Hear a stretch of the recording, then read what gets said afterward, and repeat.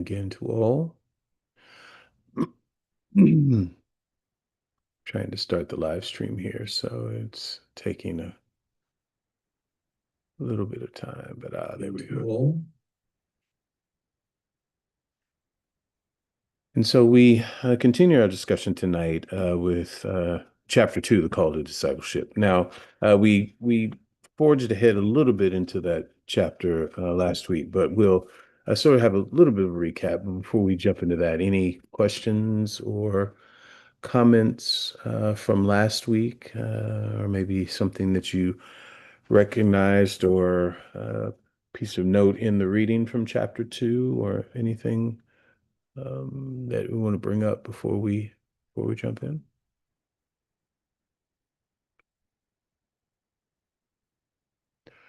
All right. So, of course, as questions arise or points of clarification or comments arise, do not hesitate uh, to unmute and jump right in. Um, so, you know, the first chapter, Costly Grace, was really setting up, you know, Bonhoeffer's gripe or critique with the church as he is experiencing it in specific in his context of Nazi Germany, just at the beginning of World War II, and how the church had uh, concocted or maybe acquiesced to this idea, this understanding of cheap grace that didn't really require anything of the people. Kind of wrote off any change in living, any change in action to, oh, well, I can't be good enough.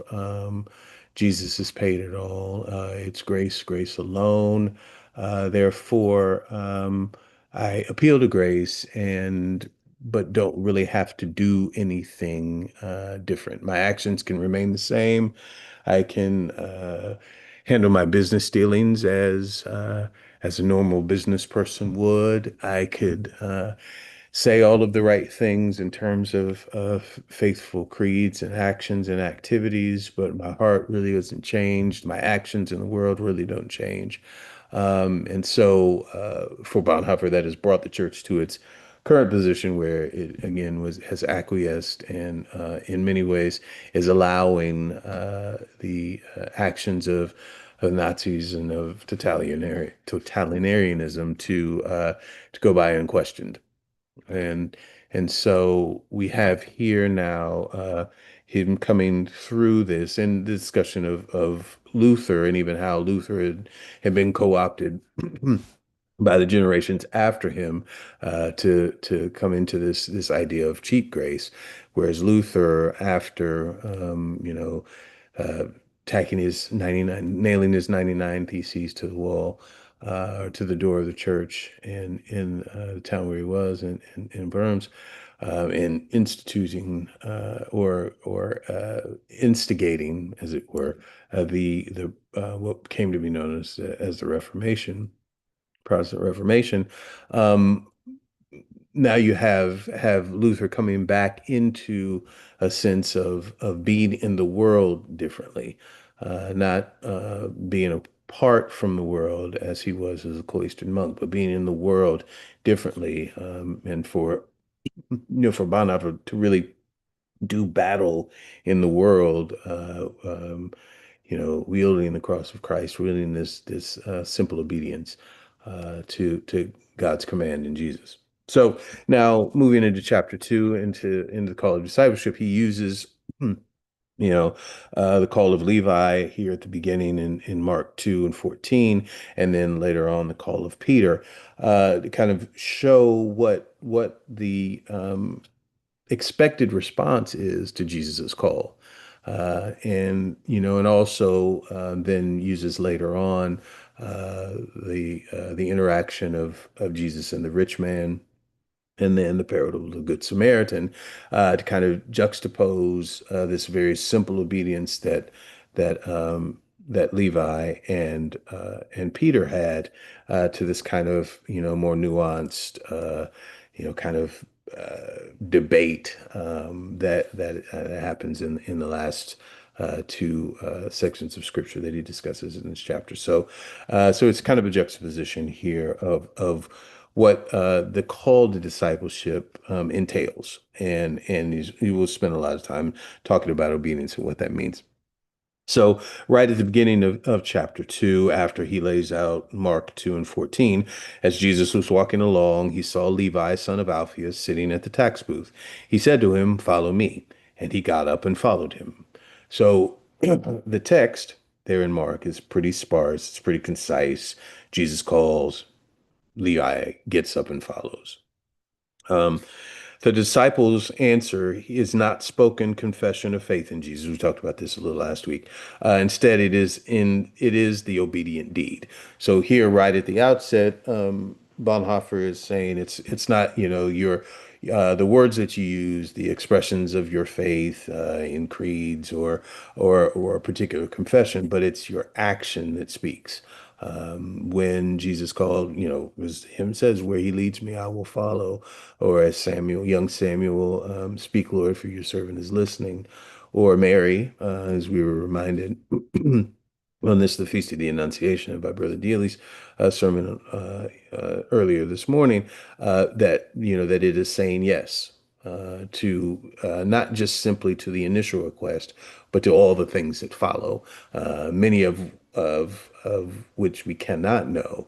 But saying yes to Jesus means saying yes to the things that come about because we are following Jesus.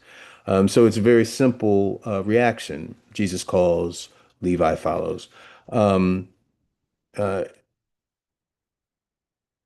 and so, in order to again not to muddy the waters or to make it any more difficult, it's really a cause and a reaction, a cause and response. Jesus speaks, we react. We don't even necessarily, as Levi doesn't say anything either, doesn't ask any questions, but simply gets up and follows. Now, it's probably there were some questions, or once he realized what he had done, he was like, "Oh God, what have I done? I haven't made provisions. I didn't tell anybody I was leaving my job. None of this." But the call of Jesus is so powerful that he could do nothing but follow. Um, Down at the bottom of page 17, the text is not interested in psychological explanations for the faithful decisions of a person. Excuse me, Bonhoeffer says, why not? Because there is only one good reason for the proximity of call and deed, Jesus Christ himself, period. And so, again, kind of reiterating what Bonhoeffer began to say at the end of chapter 1 carries through now here into chapter 2, that Jesus himself is all that we need. We don't need explanation. We don't need a plan. We just need Jesus. Um, and um, and so, Jesus calls to discipleship, not as a teacher and a role model, but as Christ, the Son of God. So, it's become kind of fashionable in some circles to hold Jesus up as a sage, in the long line of sages. So similar to Buddha, similar to other wise ones in throughout the history of the world.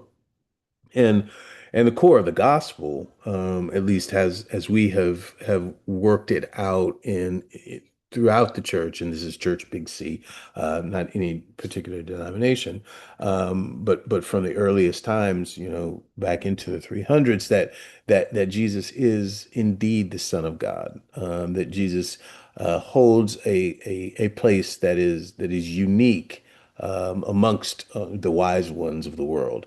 That Jesus is God's only begotten Son, as we say in the Creed.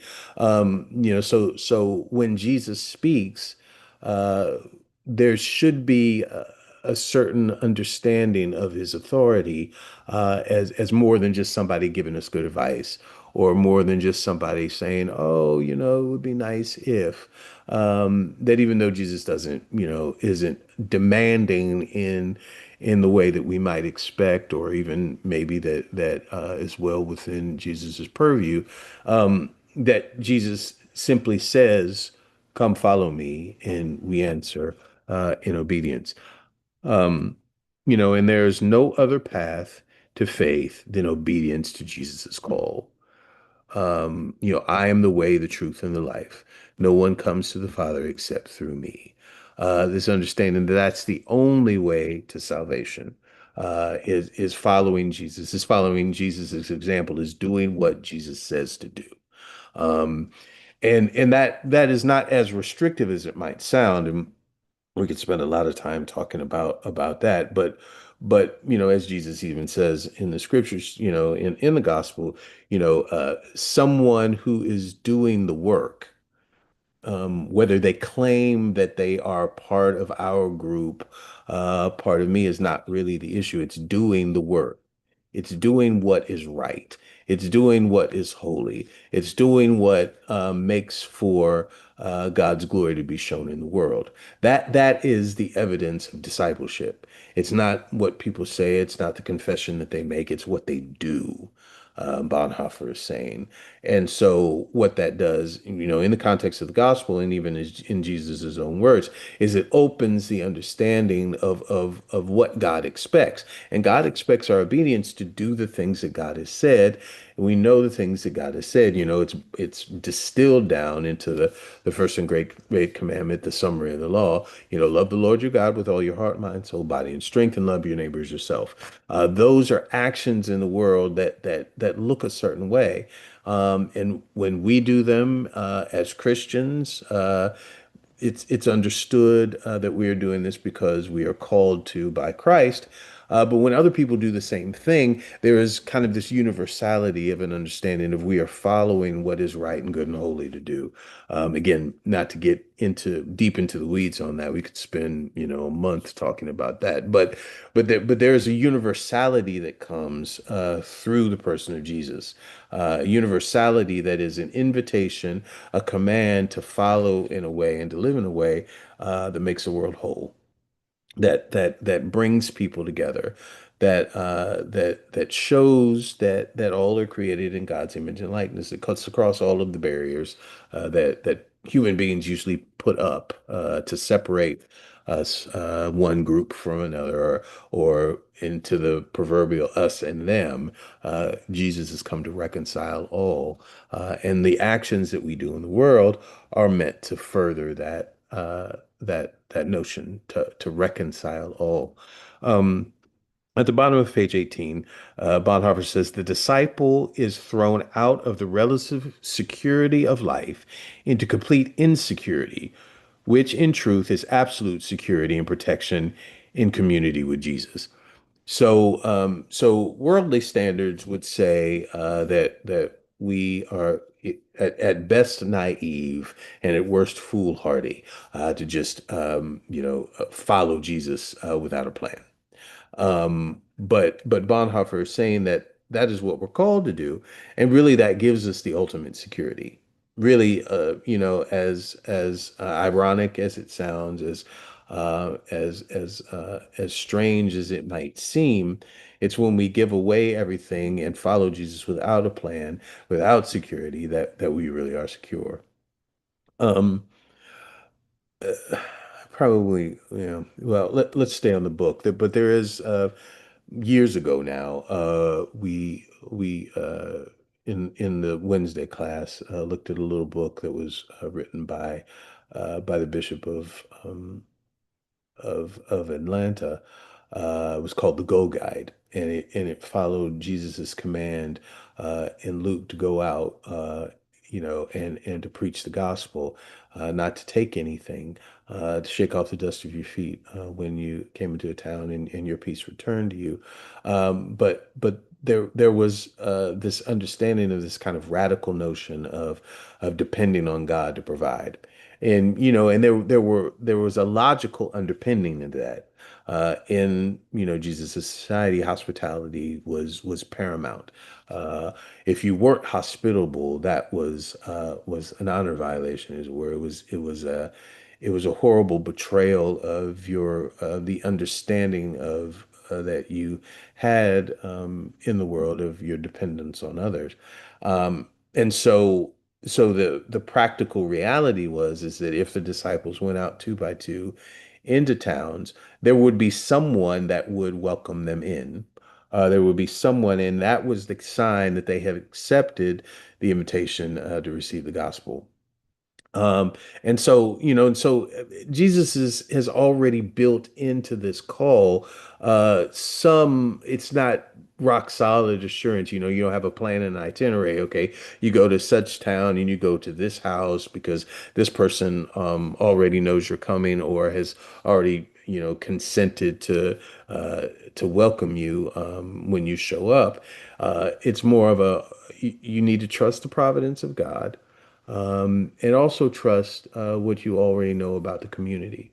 And we'll talk later on about what that kind of how that kind of translates for us in the community in which we are now, because it's not an apples to apples thing, but there are clearly resonances that again we'll deal with over time as we go throughout the book. Um, and so this answering the call means that that we're not going at this in a normal way. We're breaking away, as Bonhoeffer says on 19. Anything pre-programmed, idealistic, or legalistic. Jesus is the only content. So the call to discipleship is a commitment solely to the person of Jesus Christ, a breaking through of all legalisms by the grace of the one who calls. It is a gracious call, a gracious commandment. It is beyond enmity between law and gospel. Christ calls, the disciple follows. That grace and commandment in one. That is grace and commandment in one. Psalm 119:45, Bonhoeffer quotes, I will walk joyfully, for I seek your commands. So it's all Jesus. Jesus is Jesus in my soul. Give me Jesus as the spiritual says. You can have all this world. Give me Jesus. A powerful testament, coming out of the mouths of enslaved people that all of the world is nothing as long as I have Jesus. This fundamental dependence on Jesus and Jesus alone is the call to discipleship, and it remedies much of what Bonhoeffer is experiencing and seeing in the church of his day. It remedies much of what we see in our own day, because if Jesus is the sole source and goal, and that means that we are desperate to do what Jesus commands us. We're desperate to be obedient to what Jesus says. And some of that we glean from the gospel, yes. But then as we grow closer to Jesus, we're discerning even from the very mouth of God, as it were, what we're supposed to be doing, what is particularly and uniquely our role as we follow Jesus. Um, and so being a disciple means that you're really bound to to the one who has discipled you. You're really bound to, as we'll see later, to the good teacher, the good master. We're bound to the shepherd, as if our life depended on it, because ultimately it does. Um, and it's not just, a wise person. It's not just a good person. It's the Son of God. It's not someone who is fallible. It's not someone who will disappoint us. It's not someone who will forsake us. It's not someone who will tell us something and then forget that we were told, or will switch up on us. At the drop of a hat, or will somehow seem to that we will diminish in their sight. No, this is the Son of God, and so we hopefully are developing a kind of trust that we can follow wherever God leads. And discipleship without Jesus Christ, Bonhoeffer says, is choosing one's own path. Could be an ideal path.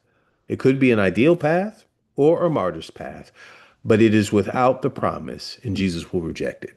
So we can do a lot of things that are good things, uh, even holy things, things that will bring about the glory of God, things that might earn us the crown of a martyr. But if it's not, we're not doing it because Jesus has called us to follow, then it's not true to the mind of Christ. And that's a powerful and a scary notion, that that we can be doing all of these wonderful things, but if it's not because Jesus has told us to do them, it's not because we are seeking to follow Jesus, we were seeking to do something else. We're seeking to appear godly or holy or righteous. We have been taught, and so we're good students. So we're going to do these things because it's what we're supposed to do. But if it's not for the sake of Christ, if it's not because we have heard the Savior calling and we are acting because of that, it's not because of a sheer and ultimate and undivided and devoted love to Christ, and then to God through Christ, then we're acting, for naught. And so this takes a constant rededication, a constant reassessment, a constant discernment. Okay, why am I doing what I'm doing? Why am I praying? Why am I studying? Why am I going to church? Why am I giving of my time, my talent, and my treasure? Why am I trying to be a better person in the world? Why am I resisting temptation? Why all of these things? Why are we doing this? Because if in any way, shape, or form we're doing it except for our obedience to Christ, then in the stark words that Bonhoeffer uses, Jesus will reject it. So we have to be careful, and we're living a life that is discerning, and we're examining what it is and why it is that we're doing what we're doing. That's why it's important every day, you know, um, multiple times a day, really, but definitely at the end of the day, to make an examination of what we've done, to ask the Holy Spirit to kind of help us discern, okay, was I doing this because it felt good or it looked good for me or made people take notice of me, or was I doing it because Jesus compelled me? I've told this story probably countless times, but um, when I was in seminary, we lived in Buffalo, but I commuted to seminary in Rochester, New York. And so in the city of Buffalo, the Daughters of Charity are, Roman Catholic order, are pretty prominent. And so Sisters Hospital, which is well, at least at the time was had been founded by the Daughters of Charity, and they didn't run it, but they were still prominent. They lived in the hospital. Their living quarters were there in the hospital, and they provided a lot of the pastoral care, and some did hospital administration and the like. But in any case, Daughters of Charity were prominent. And so, in the chaplain's office, where I spent a lot of time, during clinical pastoral education, there was this little placard or framed certificate. And it had, in the midst of it, there was a heart, and the heart kind of looked like it was on fire. And it says in the middle, in very simple script, the love of Christ compels me. And that was the motto for the Daughters of Charity. And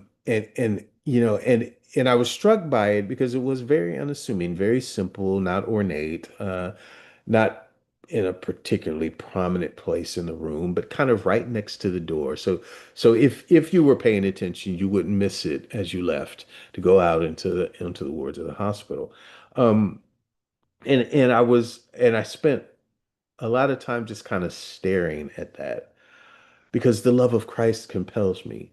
Um, Bonhoeffer uses obedience, but the love and obedience are very, very closely related when talking about Christ. And if it's a love that moves us to obedience to follow Christ. We're compelled to do that. Then we're in good stead, and we're solidly in the will of God. If it's not for the love of Christ, if it's not for following Jesus as close as we can, then we need to adjust. Maybe not what we're doing, but we need to figure out a way to adjust why we're doing it. And ultimately, that means letting go of a lot of the things that motivate us. Oftentimes. And so again, this is not easy stuff that Bonhoeffer is talking about. But in order to get the church of his time and the church of our time, to get the believers of his time and the believers of our time to really take hold of what it means to be a disciple, it really is wrestling with and watching why it is we do what we do. And being very honest with ourselves and asking that God, when we realize that, okay, we're just doing this because it looks good for us, or it feels good for us, or we've always done it, or whatever the case is, that God will work on our heart and our mind, so that we're doing it because we just want to be like Jesus. And being obedient to Jesus keeps us close to Jesus, and that's all we ever wanted. That's the only place we want to be. And so it's a very intimate understanding of our relationship with God. And so, but that's also scary. Intimacy can be scary, and because we're not exactly sure what's going to happen, or all of the complexities, or the particularities, but it's for the love of being with that person, with our beloved, with Jesus, that we do all of this. That we want to make sure that we don't do something that distances us. We want to be right there with Jesus, because that's where we have everything that we need. That's where we're truly free, and truly alive. Um, and so Bonhoeffer goes on to say, under no circumstances is anything permitted to come between Jesus and the one called, even that which is greatest in holiness, even the law. So it's nothing, absolutely nothing comes in between us and God, comes between us and Jesus. Nothing is permitted to come between Jesus and the one called, even that which is the greatest and the holiest, even the law. And so, so Jesus opposes the law, even and asks us to follow. And it's only Jesus, only Christ that speaks this way. Um, he has the last word, Bonhoeffer says. The other person cannot contradict. This call, this grace is irresistible. So that again, that the love of Christ compels me, that we feel not only called, but pulled, but invited, not even invited. It's almost as, even though we know we have free will and we can refuse, it's almost as if we can't. That when we allow ourselves to be called in this way, it it it's it it's almost as if we can't refuse. Um, you know, I mean, it's Would similarly, it be an order, basically, Father? I'm sorry. Would it be an order? Yes, yeah, in many ways, yes. And Bonhoeffer is very clear. Yes, these are commands. These are Right. not, these are Mm. non-negotiables. You don't ask questions. Okay. You just go. Yeah, exactly. Mm. Exactly. Yep. You got it. It wouldn't it be a motivational force that drives us? A motivational. Force Hmm. that Yes. drives us. Right. Yes. Uh-huh. Exactly. Exactly. Exactly. There's something, and we've probably all experienced something similar, when there's someone that speaks, and we're not quite sure why we're paying so much attention, or why not quite sure why we want to follow what they're saying. And that in that instance, it's it it's akin to what Bonhoeffer is talking about, but there's something else going on there typically. But yes, when Jesus calls, it's this motivational pull, this attraction to, okay, wait a minute, Jesus is called. I want to answer. I want to do what I want to. Really, ultimately, it's not even I want to do what he says first. It's I want to be with him. I want to be with Jesus.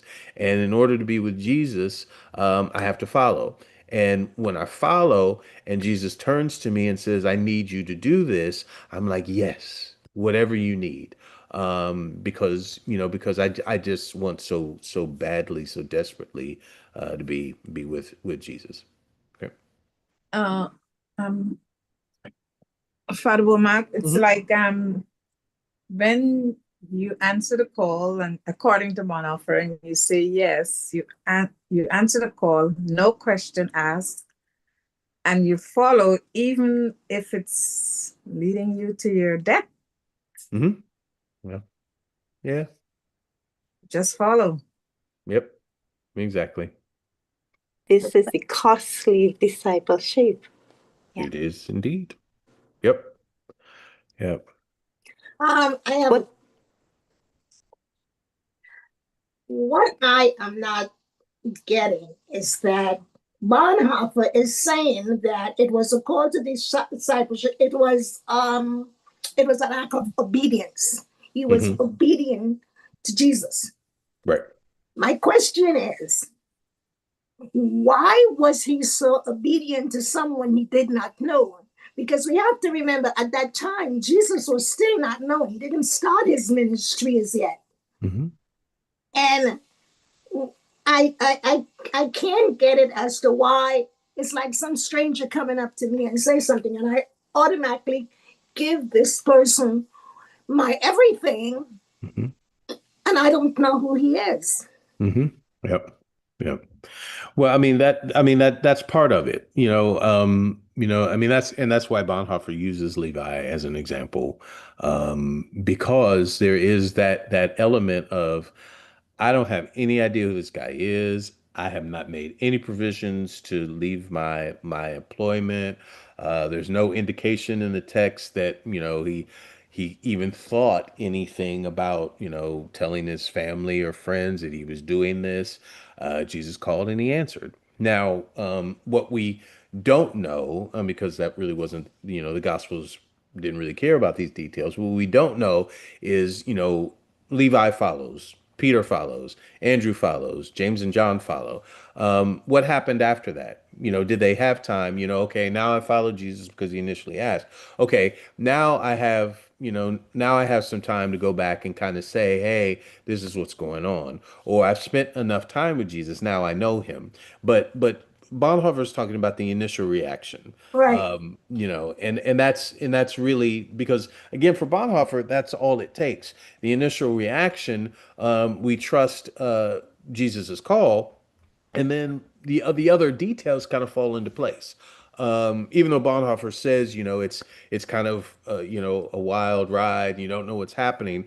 We don't really know the ins and outs. These 12 were called, they followed, um, and obviously they were cared for. Obviously, they had enough to eat, they had places to stay. So all of those details somehow got worked out. Did they know how they were going to get worked out? No. I mean, the feeding of the 5,000, they're out in the middle of nowhere. This crowd followed Jesus. Jesus turns to them and said, "Okay, these folks are hungry. You feed them." And they're like, "Wait a minute, how are we going to feed them? We don't have enough money to buy food for these people." But then through that, whether it's the garden variety, specific miracle of the 2 loaves and 5 loaves and 2 fish being multiplied, or whether it's that the people around kind of saw, oh well, I guess we need to share because everybody's got needs something to eat, and everybody took out their little bit that they had stashed in their bag or underneath their cloak to come along on the journey. So they had a little bit, and then you realize, oh, wait a minute, we've got now 12 baskets full of leftovers. Regardless of those specifics, what Bonhoeffer is saying, and what we see in the gospel too, is that those details are ultimately worked out. Um, yeah, the question is, well, how do you get there from leaving the tax booth or leaving the fishing boats to everything's, kind of in place? Well, those details aren't in place at the beginning. And Bonhoeffer goes on toward the end of the chapter to say that those kinds of questions end up restricting us from following Christ. That those kinds of What about questions. Mary? Hmm. What about Yeah. Mary? I mean, Mary's was the same way. The text says, She the angel said Gabriel showed yes. up and she said, okay. Yes. Yes. Yep. Exactly. Yep. Yep. And Exactly. and Bonhoeffer, he referenced the Sermon on the Mount, and he says, even if it takes turning the other cheek. Hmm. Yep. Hmm. Yeah. I, That's I, Go ahead. Sorry. no, go ahead, go ahead. I'm No, I'm sorry. I'm saying that's sorry. serious business. I'm sorry. I'm letting my thoughts out loud. I'm sorry. Go ahead. No, I was saying that's serious business, so to Hmm. speak. Yeah, Yep. very serious. Yeah. Hmm. Yep. Hmm. Yep. Yeah. Father Warmer, wouldn't you say you can offer yourself to follow Christ, sharing in his life and his words? Because I think Paul was an example of that. He didn't call, well, you could pretty much say, yes, he did call him when he had the experience on his way to Damascus. Hmm. Right. Hmm. But he offered himself Hmm. Right. Right. I to mean, spread it. right. I'm sorry. Go ahead. I'm sorry. I'm finished. Okay. Sorry. Yeah, I mean, you're right on. He offered himself. So we still do have a choice. This isn't, God speaks and all of a sudden our brain shuts off and we don't have the questions and we don't ask them. But it's when the questions stop us from acting, or when we want to have all of the answers before we answer the call, that's the issue and that's the problem. Um, I don't want to get too far ahead, but if you flip over, let me see, to page 31, where Bonhoeffer's talking about Matthew 19, 16 through 22. So, so you have the rich young man. Then someone came to him and said, Teacher, what good deed must I do to have eternal life? And he said to him, Why do you ask me about what is good? There is only one who is good. If you wish to enter into life, keep the commandments. He said to him, Which ones? Jesus said, You shall not murder, you shall not commit adultery, you shall not steal, you shall not bear false witness, honor your father and mother. Also, you shall love your neighbor as yourself. The summary of the law. The young man said to him, I have kept all these. What do I still lack? Jesus said to him, If you wish to be perfect, go sell your possessions, give the money to the poor, and you will have treasure in heaven. Then come follow me. When the young man had heard his word, he went away grieving, for he had many possessions. Okay, so we know that story. So then Bonhoeffer uses, pretty much the rest of the chapter, um, along with another story, the Good Samaritan, to illustrate how we, as people, often get in the way of the call that Jesus gives to us. So the questions that the young man had about eternal life is really he's asking the question of salvation. So he comes and even asking, good master or good teacher, he wants to, hear the opinion, the advice, the judgment of a good master, a great teacher on the matter. So he's not really interested in hearing from the Son of God. Now, he doesn't necessarily know that Jesus is the Son of God yet. So, so similar to what you were saying, Ms. Brereton, Levi didn't know who Jesus was. The call came, Levi got up and answered and followed. Um, first, the question is really important to him, and Jesus should have a meaningful answer to offer. Second, however, He is expecting from the good master and great teacher a significant response, but not a divine order. Here, Ms. Curtis, what you were mentioning, but not a divine order with unconditional authority. So this the rich young man is interested in having a debate. He wants to hear what the teacher says. He wants to be justified in his understanding of what he has done. He kind of wants Jesus to say, "Okay, you've done everything. You're fine. You've got eternal life," and he could go away happy. But that would be, kind of Jesus's opinion. Jesus is the authority, the Son of God, so he's going to give him a command. And so, you know, first, asking him or calling him good teacher, not expecting that what he would hear would have a demand on his life beyond what he is already doing. Because the young man, as Bonhoeffer says on 32, already knew the commandments. His situation is in that he was just not satisfied with them. He wants to move beyond them. His question is unmasked as a question of self-invented and self-chosen piety. So what else do I lack? Or no, no, first he asks, well, which ones? Which ones am I supposed to follow? Which commandments am I supposed to follow? And Jesus goes down the list. Don't commit adultery, the main tenets of the Ten Commandments, so called, and to love your neighbors yourself. Okay, well, I've done all of these. What more must I do? So he keeps going, more questions, more questions, more questions. And then, and so he's working to get out of or he's not satisfied with what the commandments already have been. So he keeps But pushing, he was he keeps hmm? was he trying to see whether or not they could see his inward and spiritual grace? You talking about the rich young man? Yes. Yeah.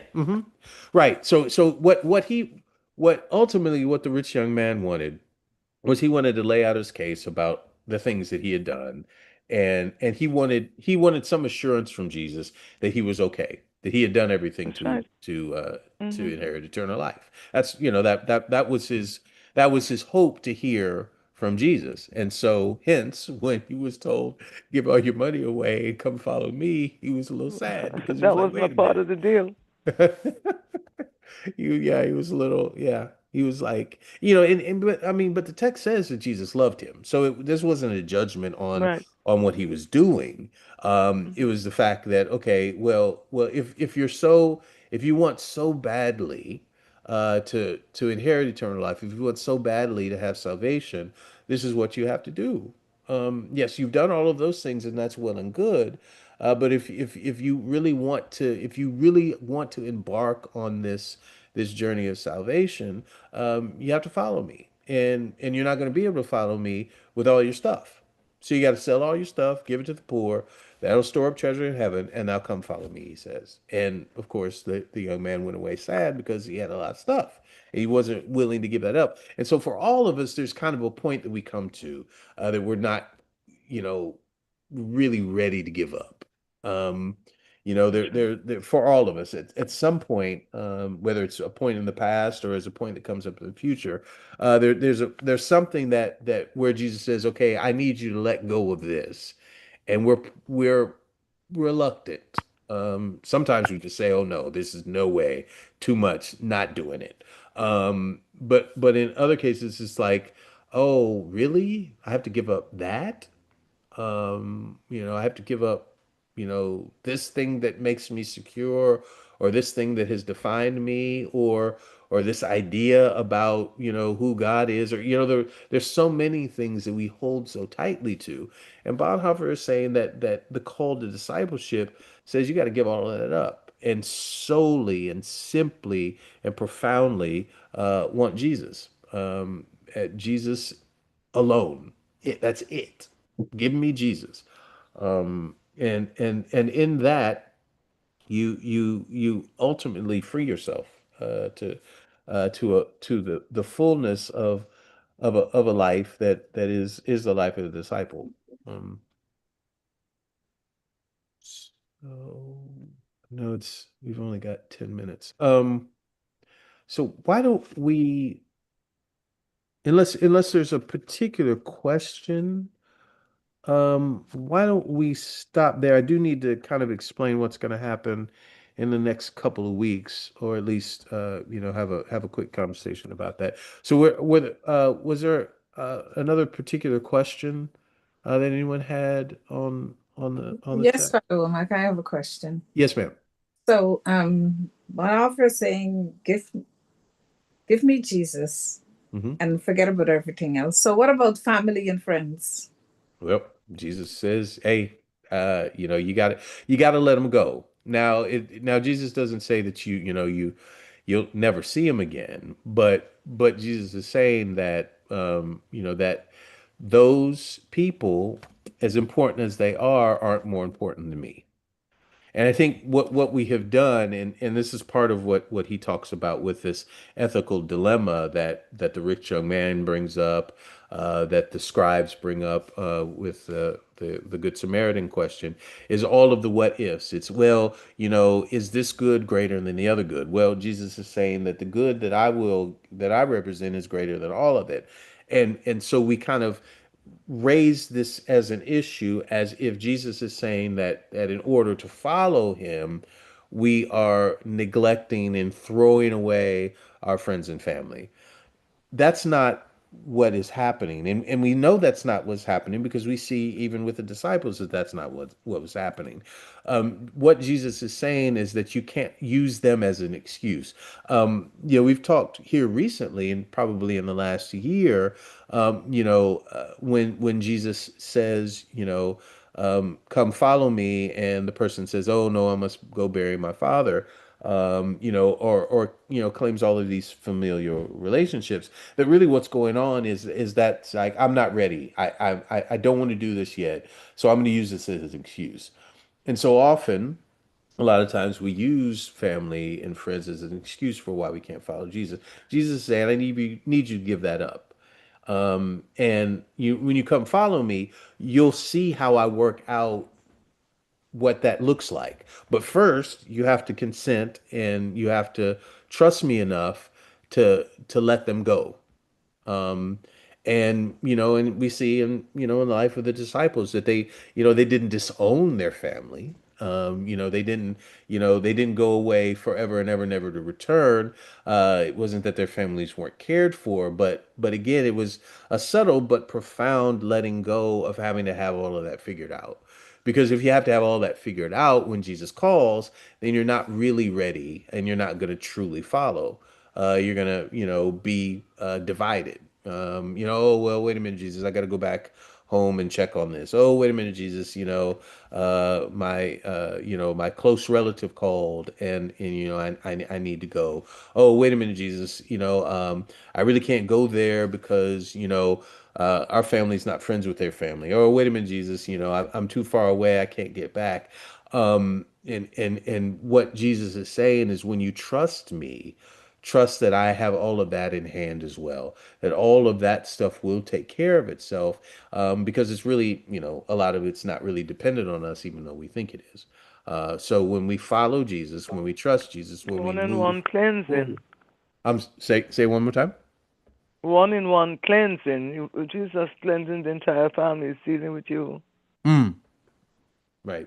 One I on mean, because, one. well, yeah, that's a good point, because it's kind of like when we sign on with Jesus, as it were, it's like I said, it's not just us. We have committed ourselves to Jesus, and by committing ourselves to Jesus, Jesus is also pledging to take care of our family.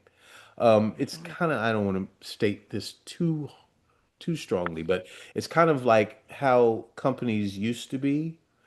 So when you signed on to work with a company, you would work for your career and they would have a pension waiting for you that would not only care for you, but for your family as well. That the covenant you were making with this company is that they were going to pay you a wage that would not only take care of you, but take care of your family as well. And then in exchange for working for, the 20, 30 years with this company, you would have a defined benefit at the end that would also help for you to care for your family, over the years. So there's this understanding that even though it might feel like, wait a minute, I'm abandoning my family. I'm abandoning my friends. I'm abandoning these relationships.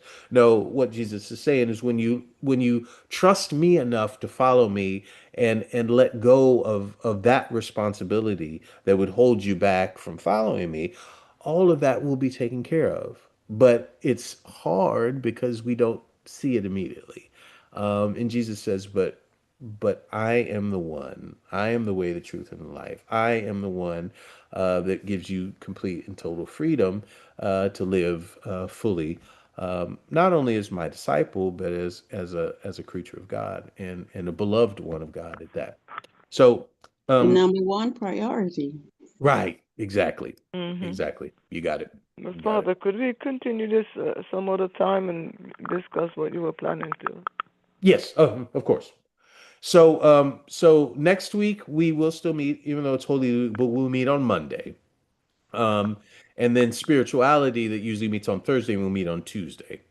So we won't break for Holy Week. We'll still meet. We'll still continue to discuss for both the Wednesday class and the Thursday class. And then of course, the rest of Holy Week is as it is. Tenebrae Wednesday, Seder Thursday at 5 p.m., followed by the service Good Friday noon to 3. The vigil on Easter morning at 6 a.m. with a full service at 10 a.m. But then the week after, so that would be what, the 8th. We won't have Bible study that night. I'm not sure what's happening Thursday. I don't think Brother D is going to have spirituality, but I'm sure he'll let you all know that tomorrow. And then Bible study. No Bible study. Well, there'll be Bible study next week, I believe. No Bible study Easter Sunday, and then we're back to the regular schedule that next week. So that's just to give folks a heads up on what's to come. So when we get back together next week, we'll continue through chapter 2. We'll backtrack a little bit, but continue through chapter 2 and get into chapter 3, simple obedience. All right? Okay. Can I ask one more question? So Monday about that? Monday's Bible study. Yes. Tuesday is spirituality. Spirituality. Correct. Yes. Next week. Yes, ma'am. Mm-hmm. Thank The, you. Mm-hmm. You're the welcome. evening praise. For Mm-hmm. example, on Good Friday, will we still be having evening praise after we have Mm-hmm. 3 hours? Yeah. Okay. 8 p.m. Mm-hmm. Yeah. So typically the rule of thumb with our daily prayers, if there's not a service happening during the time, then we just continue on. Um, so like on Good Friday, we probably won't do noonday prayers, but the 3 o'clock the service is over at 3, so evening praise would happen, compline happens, yeah. Okay. Mhm. And of course, if you have something going on and you can't make it, just check in with somebody, and of course we'll make sure it happens. So, all right, thank you all very Thank much. you. It's now eight Thank o'clock. you Time very for much. Compline.